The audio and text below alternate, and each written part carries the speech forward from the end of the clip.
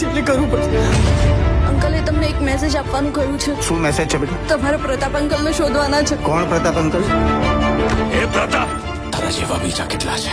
તારા જેવી આ વિદ્યા બીજા કેટલાને આવડે છે?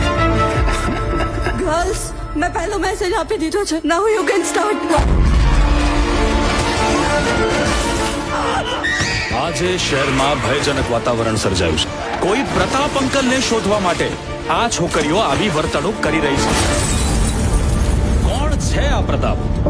એ પણ એક રાક્ષસ જ છે, અને આ જે કરાઈ રહ્યો છે એ વિકૃત છે. અરે કોણ છો તમે? આ બધું શું થઈ રહ્યું છે? વશીકરણ. તમને કઈ ખબર હોય તો અમને કહો કે આ બધું કેવી રીતે રોકી શકાય. નહીં રોકી શકાય, એને ખાલી બોલવાનું જ છે.